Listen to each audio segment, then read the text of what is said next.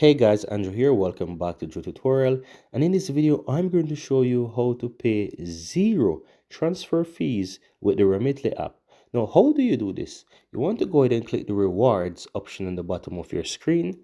And here it mentions that if you invite your friends, you'll be able to get reward that allows you to pay zero transfer fee when you're making payments with the Remitly app. So you want to go ahead and start to invite people. And how does it work? You want to go ahead and invite, it could be friends, family, co-workers, whosoever. Whenever they make their minimum payment, you will be credited to your account and you will be able to pay zero transfer fee on your next payment with the Remitly app. So keep that in mind, guys. And you also want to know that you can get this reward for up to 20 people. So if it's more than 20, then this referral does not work anymore in your favor. But if you want to get this benefit, guys, just start inviting people or recommend people to start using the Remitly app. And this is going to give you a benefit that you'll pay zero transfer fee.